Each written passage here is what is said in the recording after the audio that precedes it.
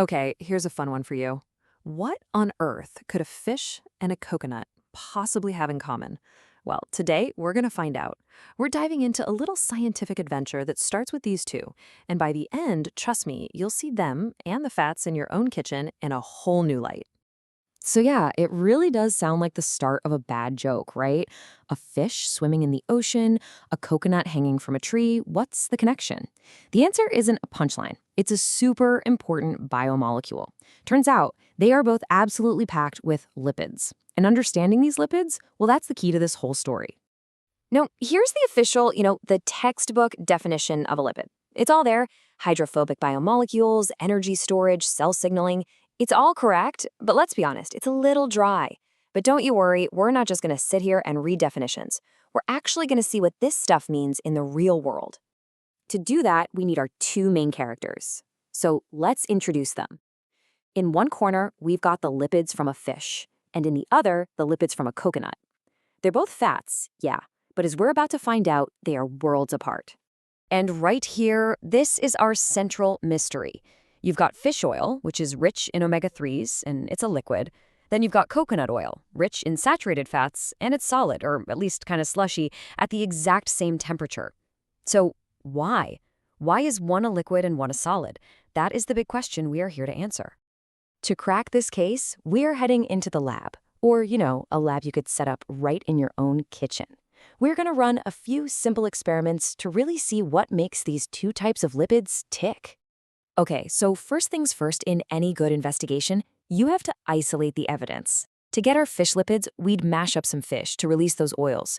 For the coconut, we'd grate the meat, squeeze out that super rich, fatty milt, and then gently heat it to separate the pure oil.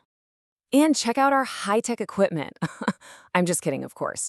Our whole toolkit is just simple stuff you probably have at home: some ethanol, water, vinegar, and a little dish soap. It just goes to show you, you don't need $1 million lab to uncover some really incredible science. All right, our lipid samples are prepped, our tools are ready. It is time for the interrogation. We're going to put these fats through a series of tests, basically asking them questions that are going to force them to reveal their deepest, darkest secrets. Okay, first question for our suspects. We've all heard that oil and water don't mix, but let's put it to the test. What happens when we try to dissolve both our fish lipids and our coconut lipids in plain old water? And just for kicks, what about in something else, like ethanol? And the results are in. And look at that. They behave exactly the same way. Neither one of them will dissolve in water, they just sit right on top. But put them in ethanol, and poof, they both dissolve. This shared behavior, this is our first huge clue. So the verdict is in on our first test. Lipids are hydrophobic. It's a fancy-sounding word, but it literally just means water-fearing. This completely backs up that dry textbook definition we saw earlier, but now we've actually seen it with our own eyes. They want absolutely nothing to do with water.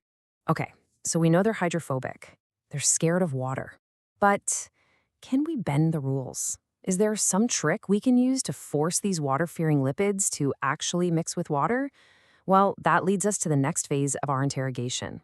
The scientific name for this process is emulsification, and you've totally seen this in action before.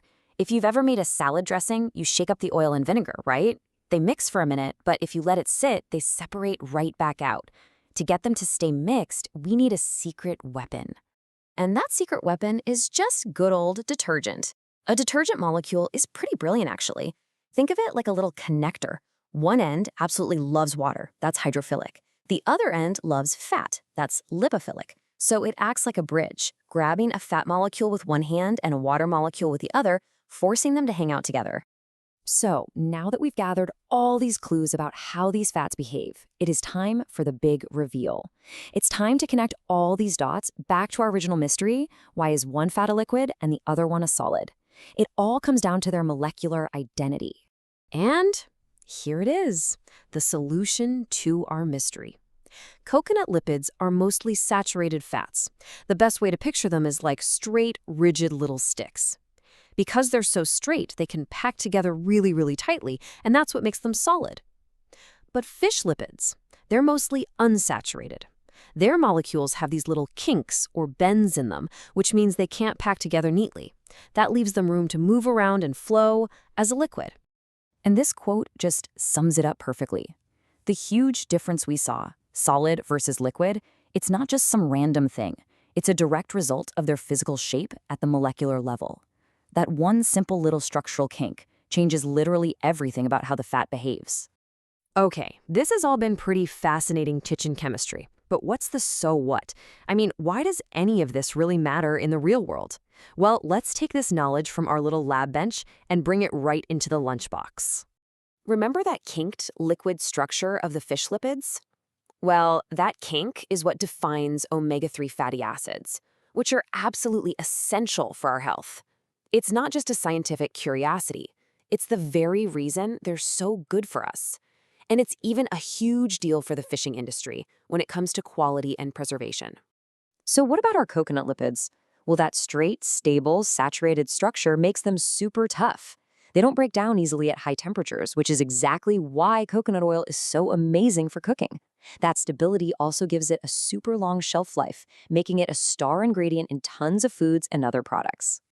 So there you have it. We started with a simple observation. One fat is liquid, one is solid, and it led us to this incredible story about molecular structure and how it impacts our lives every single day. The fats in your own kitchen, from the butter in your fridge to the olive oil on your counter, they're all telling a similar story. The only question is, now that you know the language, what are you going to discover?